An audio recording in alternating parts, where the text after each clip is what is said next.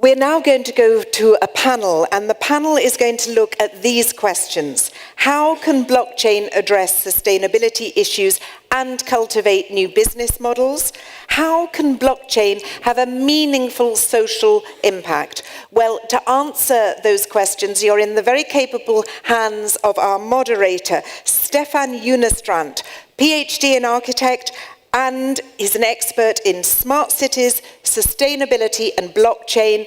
Stefan, the floor is yours.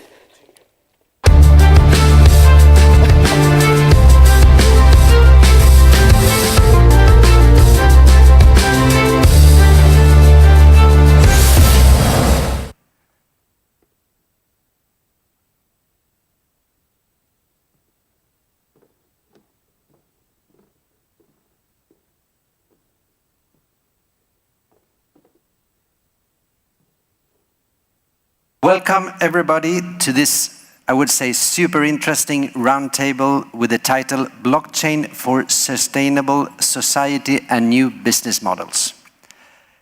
Please let me first introduce our four, I would say, also amazing panelists. From India, Tanvi Ratna, Global Blockchain Policy and Regulation Specialist, founder and CEO of Policy 4.0. From the United Kingdom, Simona, a communication and strategy specialist, co-founder of Bounties network.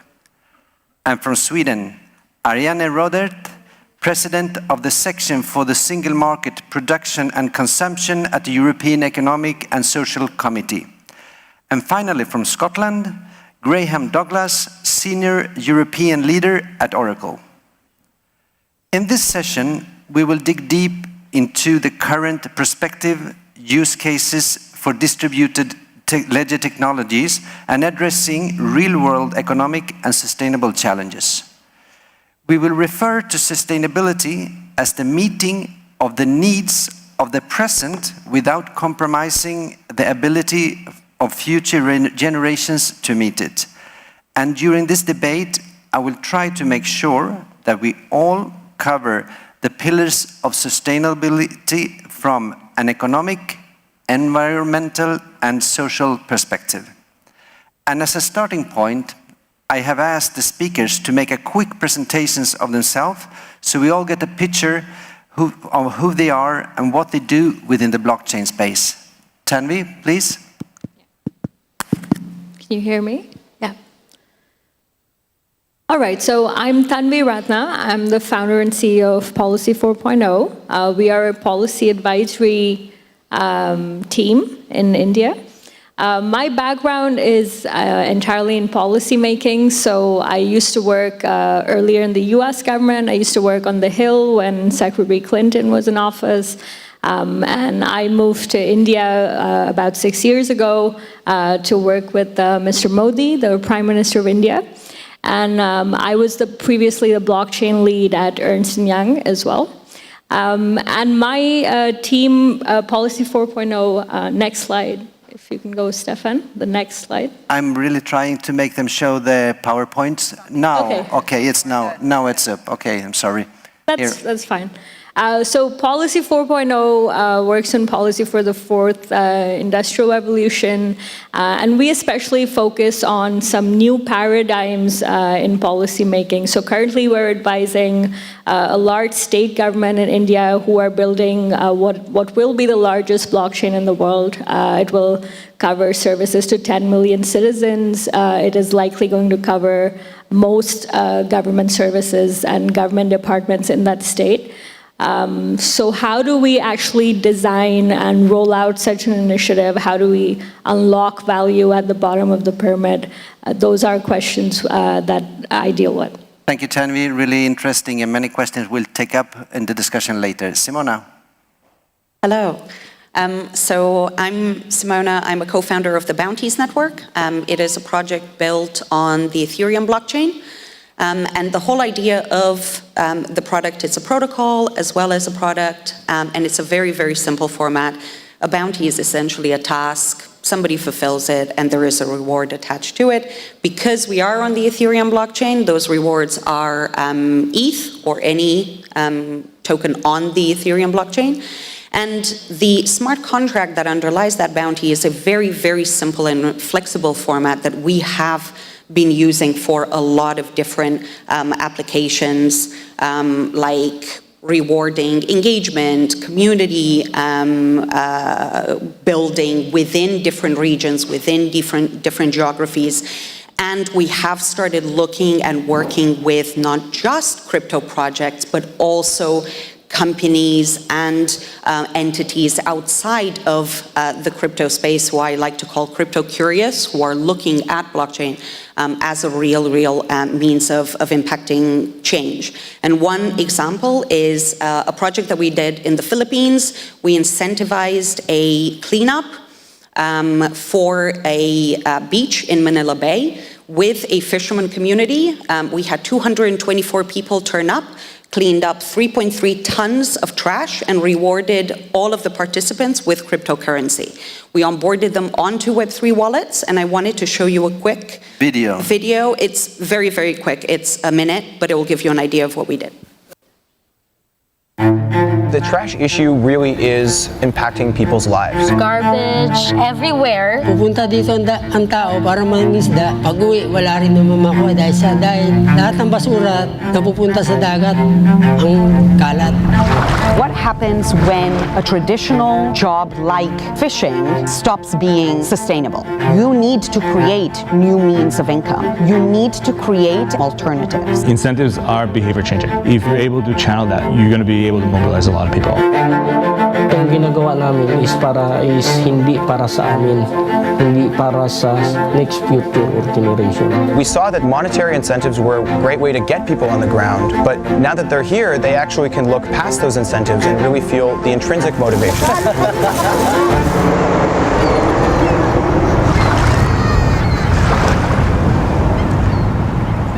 A really impressive video that touches on all the And I can share the full video with everyone. Again, that's only 13 minutes, but its effects are. Thank you so much. Ariane? Yes, good afternoon, and thank you for inviting me. So my name is Ariane, and I represent the European Economic and Social Committee. And that committee is an EU treaty-based consultative body to give advice to the Commission and the Parliament and the Council.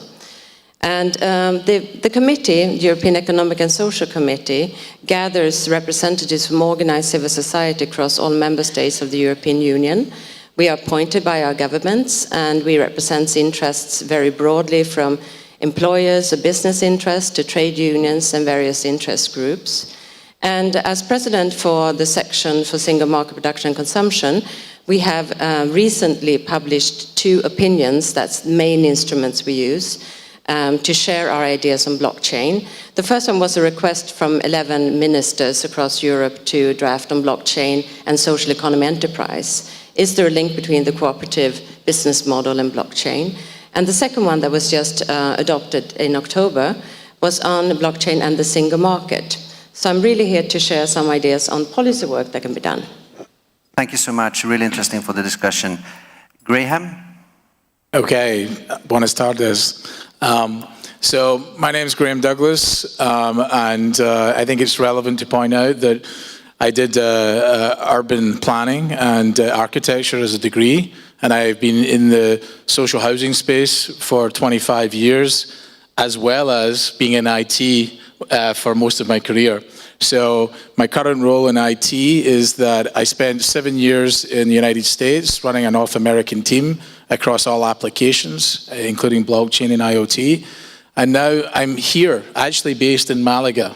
And I'm the hub leader for 700 people here based in Málaga who are also employed here, but 26 different nationalities, but they're citizens of this city. And we have multifaceted engagement with blockchain and other technologies. And I'm here to talk about that. Thank you so much. I think we have another video here. Yeah, we have a video, just a quick video from Volvo of something that we did with Volvo. Play video.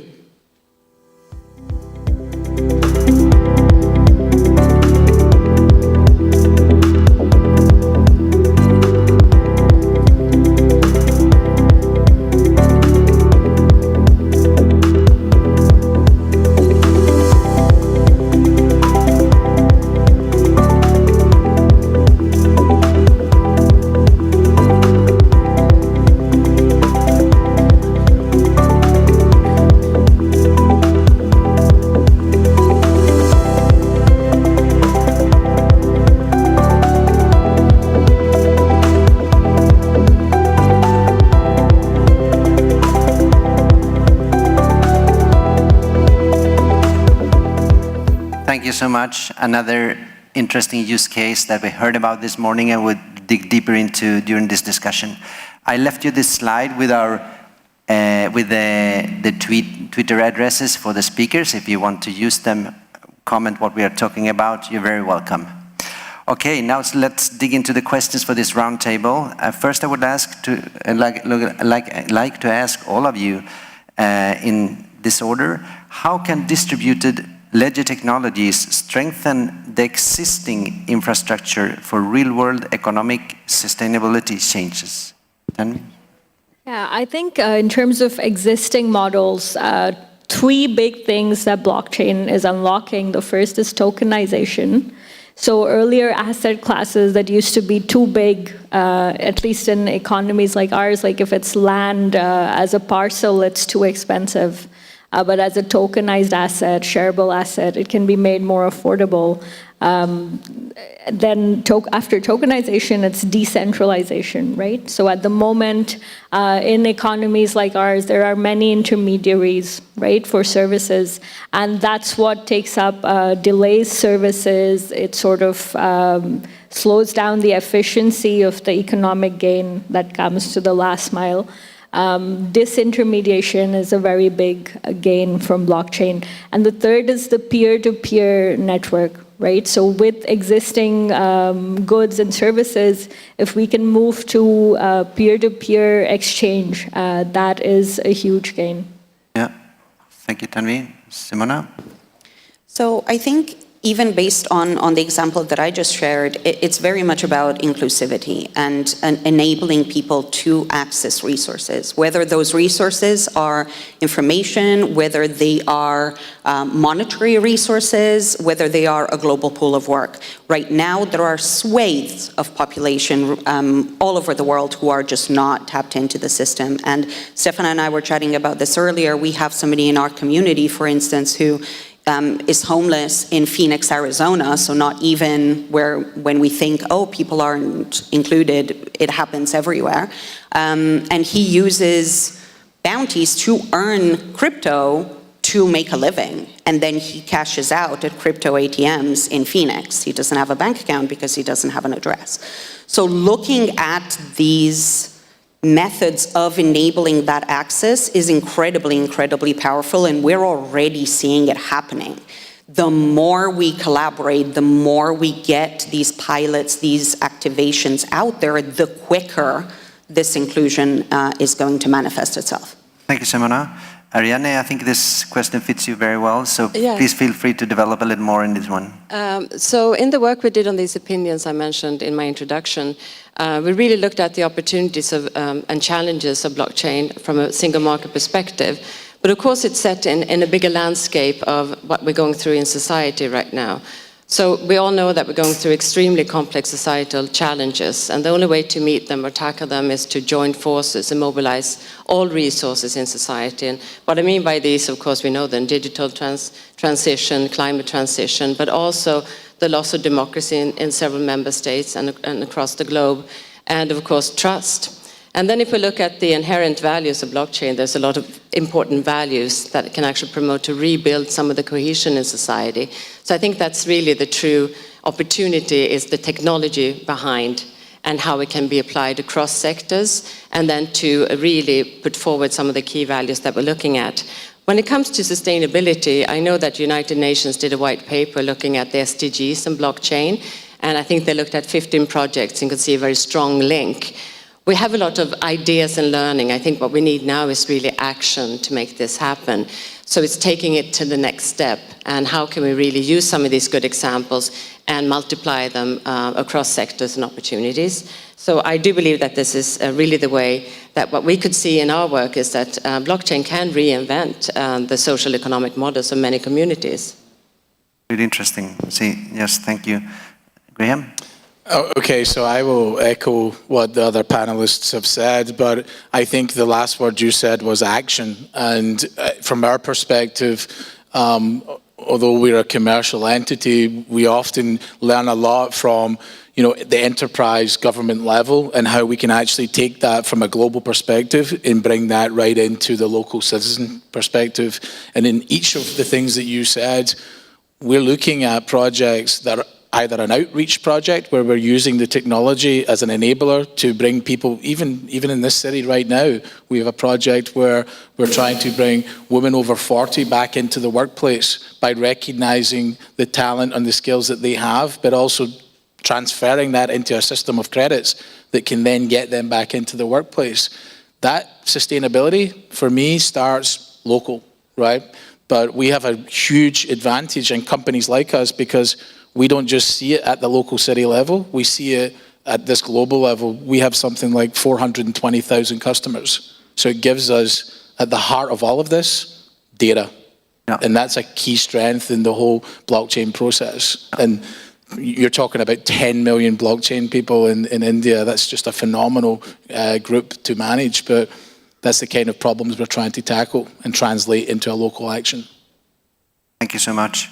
We can see a red line here from the most basic single user to those 10 million. It was just my reflection.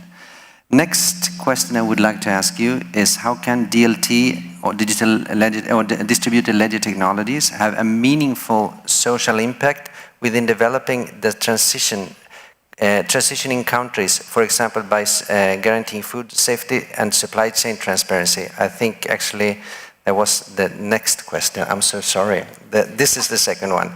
How can smart cities address sustainability issues and cultivate new business models and opportunities for local entrepreneurs? Yeah, so Smart City actually is a huge initiative in India. The Prime Minister launched 100 smart cities in the last term, and that is only increasing now. And for a place like India, where it's one of the fastest growing economies, you have the cheapest mobile data, very deep mobile penetration, but also the digital infrastructure is still sort of keeping up, right? Just getting internet, getting optical fiber everywhere, even that level, it has been challenging, though they have done a relatively good job of it. So I think for a context like India, Smart City gives you the digital infrastructure to really enter the digital age, to have a society included in a digital economy in Industry 4.0. It's the basis. Thank you. Simona? And I think very much following on from that, it is, again, and I reiterate this, it is about the individuals and empowering the individuals within their local communities to be able to create the solutions that their communities are in need of.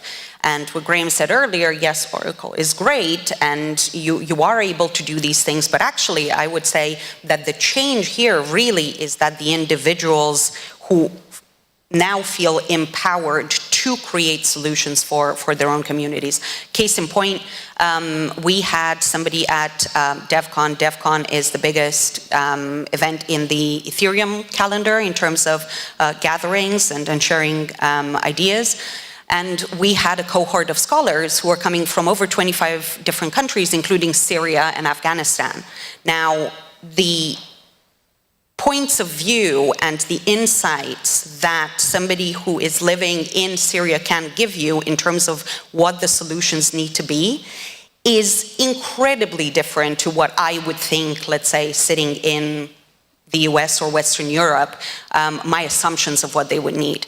And being able to empower people like Shakti to be able to build something himself or with the help of his local community, that is the big change, and smart cities could absolutely help move that along. Well, I really like what Simona said. It's about empowerment. I think there's so many examples of connectivity when it comes to blockchain, so I don't think I need to repeat them. But going back to what I said first about the societal challenges, one way we know that we can resolve them is about social innovation. And social innovation, it all happens at local level. We know that. We all live at local level, so it's natural. But social innovation is really the way to look at bringing together stakeholders, and where civil society often is a catalyst. So if you look at many of the welfare systems across the world, they were built based on initiatives by charities or civil society organizations. So that stakeholder needs to be involved in this discussion, is what I'm trying to say. And this is also a very important channel to reach engaged citizens. So that's one point that I think, to create this enabling environment for civil society, but it's also about diverse forms of enterprise. So we know that we have all different kinds of business models, but unfortunately a lot of the legislation and policy is based on a mainstream traditional business. So in the scope of blockchain and digital technologies, new businesses are emerging. And it's anything from circular to collaborative economy to the old phenomena of social enterprise that I work a lot with. But we need to make sure that we have action plans and we have support plans that fits these models as well. And my final point on this is also looking at, the keynote said 99% of businesses in Canada are small, medium enterprises. It's the same in Europe. 99% and the backbone of the European economy are SMEs. So they also need to have the chance to be empowered to act at this local level, to form these innovative partnerships. We need to tackle these gaps in society, so come up with good solutions that fit that local context. Okay, so that's, again, 3 great points. I'll start with the last thing you said there. I actually believe that in a lot of ways, technology started to democratize things in a phenomenal way already, regardless of just blockchain, access to information, whether you're an individual, small business, or even enterprise. With regards to smart cities, from our perspective, we're still developing out that strategy. We don't have a holistic overriding view. We're strong in aspects of it. I would challenge anyone who's really got a full picture of how to bring it all together. We might be strong on retail, finance, and other elements of it, but it requires government agencies, non-government agencies. To get the smart, sustainable city to work, you need a bigger collaborative environment. I want to fall back on one thing in my experience. I've been involved in a charity focused on Africa, microfinance. And one of the things I see for blockchain that is super interesting, for about 15 years, we've been doing microfinance in Africa, and we often talk about the last mile. Part of the problem is the first mile, because the person who's actually making the product doesn't understand the whole supply chain, and they're the person that's receiving the least amount of money. And we're now working with, obviously, companies or individuals in the African continent and everywhere else, but we're actually doing it at an enterprise level, coming the other way with companies like Tony's Chocolonely, which is a Dutch ethical chocolate manufacturer. They buy their chocolate from the Ivory Coast, but they authenticate and track and trace where and who they buy it from. These are the steps in the right way to make everyone a participant and making sure the right people get the money. Definitely. And now the third question that I jumped on too early. How can digital ledger technologies or distributed ledger technologies have meaningful social impact within developing and transitioning countries, for example, by guaranteeing food safety and supply chain transparency? Tanvi? I think this is one that I would like to explore a little bit. So if you take, for example, with this backbone that we're trying to build, right? Take the problem of agricultural supply chains. And most of India's economy, for example, is engaged in agriculture. So the situation is such that after a farmer harvests his crop, there is, it's a time-bound thing, he's sitting on a perishable item. He has to get it into what is called spot markets. We have these agricultural spot markets where prices are sort of fixed, so traders don't scam these farmers. There are price floors, at which price the crop gets procured. So for this farmer to now get to the spot market is not an easy process. Many times those are like 200 kilometers away. The farmer has to somewhere get a truck, and it costs him, maybe 10 days' wages, maybe a month's wages sometimes, just to get to the market. And now when he gets to the market, there are all these intermediaries there who examine his crop, and they validate whether it meets the standard. and then they're supposed to pay him a specified price. And that's where a lot of corruption also happens. So they might validate him not up to the standard of his product, but like 3 standards lower, you know, just so they pay him a lesser wage. And because this man has given up a day's wage, 10 days wage to get to this market, he just does a distress sale. You know, he just has to sell at whatever price he's getting. It doesn't matter how much effort he put into that sowing season, into getting this crop up. He is somewhere at the mercy of the intermediary. He is not able to prove the authenticity of his produce. It's so difficult at such a huge geographical scale to build robust supply chains. Like, you can't put so much manpower into it. And so move that to a blockchain scenario, you know, it'll be transformational, the level to which it can, if you can decentralize these spot markets, if you can move to models of, let's say, community verification, right? So I don't need one officer verifying the authenticity of produce. I can have a local community, set of villages, you know, I can incentivize people to say the truth, because I think the biggest power is that you can set incentives in a blockchain that you can't do in a traditional economy. In the traditional economy, when I have incentives, they're through subsidies or through, it's a very bureaucratic process of setting those incentives, and it's so easy in a blockchain. You just get an authorization, whether if it's through a government treasury, you get some authorization and it's a code, you know. It's transformational. Like, we can't even begin to imagine just how much will get unlocked at the bottom of the pyramid. Yeah, really transformative use case and very tangible also. Yes. Yeah. Simona? I mean, that's the perfect segue for me with incentives. Thank you. So, yeah, we did. But like we just said, Tanvi, you know, hit the nail on the head. Incentives can be incredibly, incredibly powerful, particularly when you are trying to change a certain way of doing things, certain systems that are clearly flawed. So 2 examples that I wanted to give you. One is a project that we're potentially working on in the Bahamas, where they have a huge problem with trash. As we saw in the Philippines, there are a lot of countries that have huge problems with trash. But in the Bahamas, they are looking at using incentives to get people to recycle.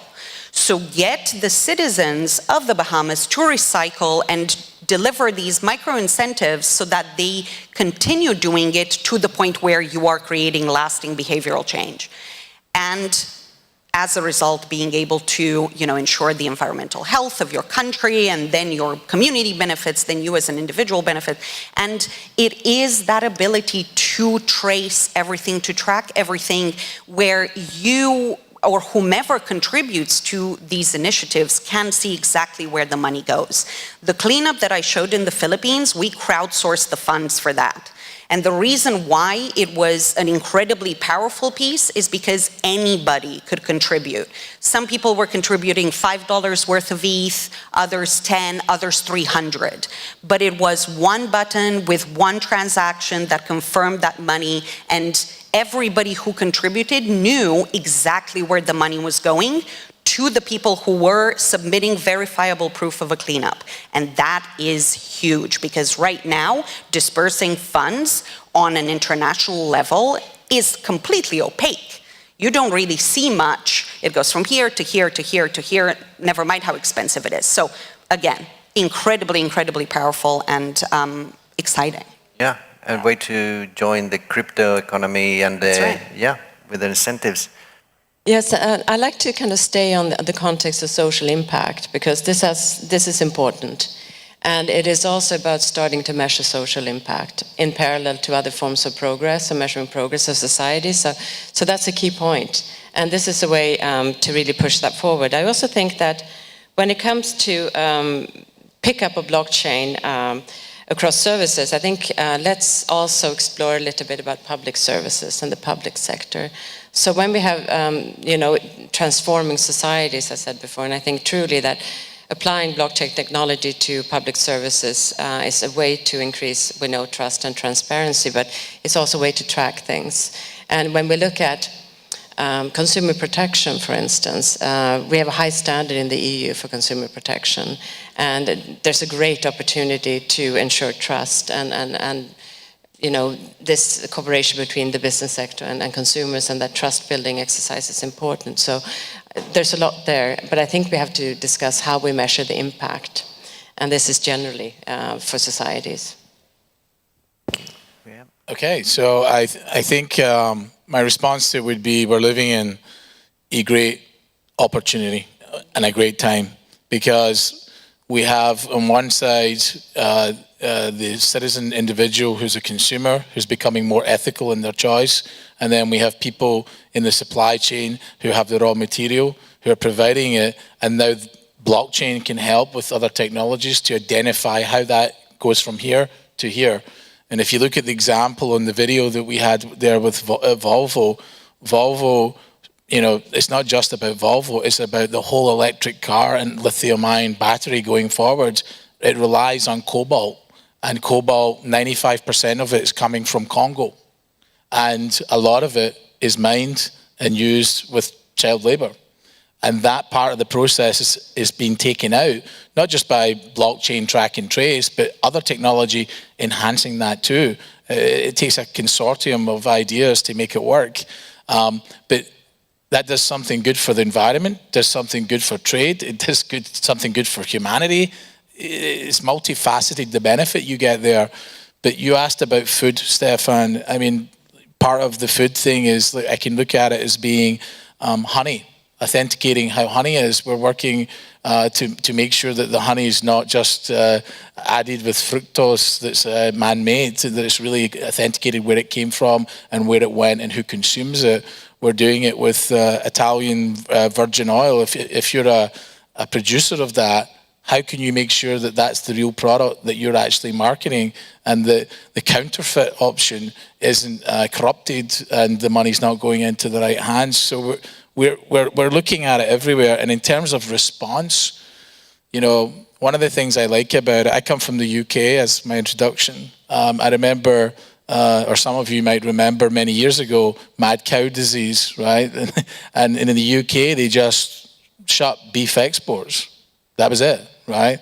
Now, if you look at blockchain, one of the things that blockchain can do with intelligent track and trace or cold trace is it can look at where did it start very quickly, and it can isolate it, and therefore it can protect everybody else within a marketplace and individual producers. So you don't shut down a whole industry, you don't shut down a whole community, and you don't shut down a whole country. And I think that kind of transparency is going to be good in all civilizations, West and transforming societies, because the trust is at the heart of the process and the technology is enabling that trust. Like a last question, we touched upon it, like the differences between different countries and regions and so on. I think it would be very interesting to hear what you think are the biggest challenges, for example, for India, if you would like to touch upon the projects you have done in the Oceanian, and we can listen to Europe and other areas also. Short. What are the main challenges in this sense for sustainability? You mean in the blockchain context? Yeah. I think from blockchain, what we can do with blockchain and what you have seen and what should be done with blockchain, because there's so many things to do, but specifically where blockchain can play a key role. Yeah, so I mean, definitely in supply chains, as we discussed, there is a huge advantage. I think one that is not discussed enough is, I think, in gender balance, right? If you take these reputation tokens, they're finally creating a way to monetize social capital. And for societies like ours, it's a challenge because there's no economic valuation of social capital in the world. And, economists are also looking into the way GDP is measured, and there's no way to incentivize social bondedness or connectedness or support structures in an economy. And when it comes to valuing the role of women, which is something we were talking about in the earlier panel, these are a huge instrument, the reputation token. And I think, but the biggest challenge in rolling out anything, I think, to be honest, like there are still, of course, challenges on the technological side, but the technology is probably the easiest part. You know, the biggest difficulty is first at the level of procedures and processes and existing systems. To move those is very difficult. Then to educate everybody is also difficult. But I think the biggest shift is in mindsets. You know, it's very difficult because there is so many centuries of like cultural, you know, there's a way to work, there is a way to function in society. So when you're changing that, it's a challenge. But the advantage for a country like ours is India is the youngest country in the world, right? It's 50% of the population is under 25 years of age. And they're all digital natives, you know, very boundary pushing in their attitudes. So, definitely. Yeah. And just one reminder, you can ask questions on Slido, so make sure to ask your questions, vote for the best questions for the speakers.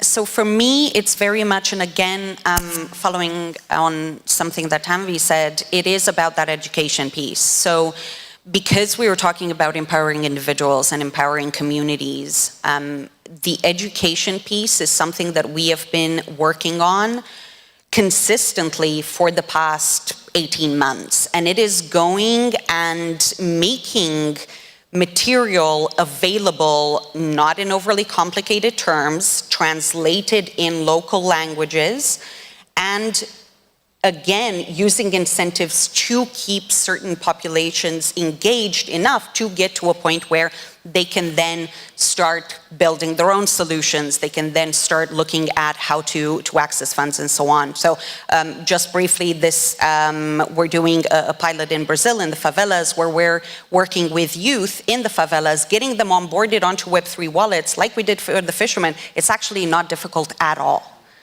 And the more we do that, the more people realize it is actually something that's very, very simple, very doable. And the more you learn by doing, the more those ideas start sparking. Interesting. Oh. Well, if I go back to the work that the European Economic and Social Committee did and the opinions, we give policy recommendations and recommendations on legislation, so forth, to the European institutions. So what we call for is that we want an action plan, like a policy initiative, now with the new Commission and Parliament in office for the next 5 years, to really focus on the opportunities with blockchain technology. And what we mean by this is that we want to make sure that there's an enabling environment created for all forms of businesses, SMEs and diverse forms of businesses, so make sure that we can have that opportunity. But it's also about educating, and it's also about building capacity in communities. So it needs to have really concrete policy initiatives. But in addition, what we've seen is that we need more clarity and certainty when it comes to legislation. So we have to look at the potential tension between GDPR and blockchain. Also, we need to look at standards and how they should be developed or applied. And for that, we ask for also a much broader blockchain stakeholder forum. And we're looking for a platform. The committee is currently running one on circular economy together with the European Commission, because we need to involve more stakeholders. The only way that it can be mainstreamed and streamlined is that civil society is involved, the EU institutions are involved, and all the different stakeholders. So we're calling for much broader, open, accessible, and free of charge opportunity to engage. Thank you very much. I think actually we have a question from the audience. Is that, I'm sorry, Graham, and she was waving to me. It's 5 minutes. So we listen what you have to ask, and we see if you can... Yeah, I was going to say, Stefan, in transparency, there's no Slido questions at the moment that I can see. So I was going to suggest, let's do it the old-fashioned way. Unless you'd like to go, of course, to Graham, you have 3 minutes left. Or would you like to ask the audience if they've got a question? And we can hand round a microphone. So, Mr. Moderator, it's your show. I won't even take more than 10 seconds. 10 seconds. Because what everyone said I agree with already. I would just say it's point of access, it's ease of use, and it's open source. Yeah. That's the challenges for blockchain going forward. Is there any question in the audience? I can't really see very well. You just wave. Yeah, there's a question up there. Is it possible to...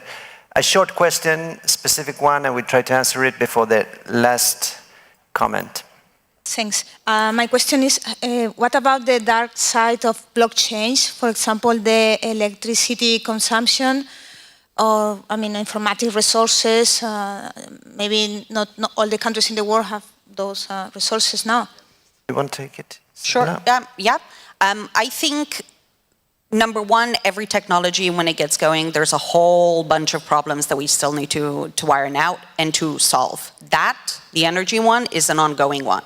And it is definitely an important one because I always get questions, yes, you're doing all of this great work, but also there is the energy consumption, and I totally get it. But I would say, let us not let that slow us down in terms of experimenting and finding out what it applies to and what it doesn't, whilst we are working to solve those problems. I think it can happen in tandem.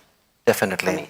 Like a final comment, and we have a one-liner from each one of the speakers also, but I would just like to make a conclusion. I think we have found in this table that blockchain is relevant for all aspects on sustainability. We've seen an example of economy, social, environmental, and blockchain is all relevant from solutions from the individual to the highest level of governance. So I think that's like the sphere is so big and it's so much to do.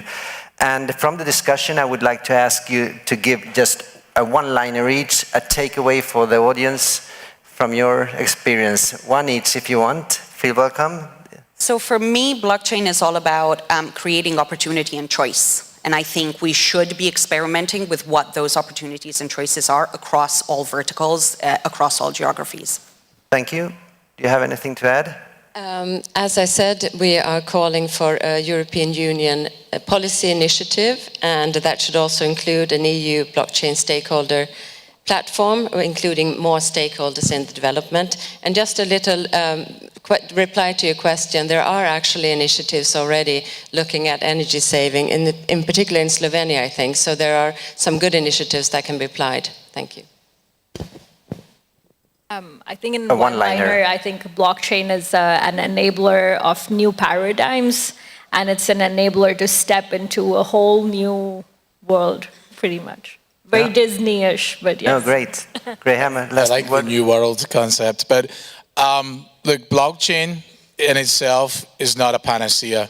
Blockchain has to integrate with other technology. I said it in my previous comment that it has to be open, it has to be mobile, it has to be able to go into existing infrastructure, but it also has to anticipate future application and future infrastructure without prejudice.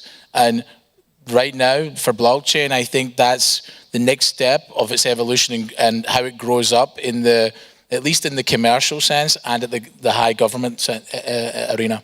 Thank you so much. Thank you to the audience for listening to us. Thank for the organization for the possibility to moderate this super interesting and fantastic roundtable. And an applause. Oh, I was not supposed to say that. That was your word. Thank you so much. A round of applause for so expertly moderating the panel and the time, Stefan. Thank you ever so much.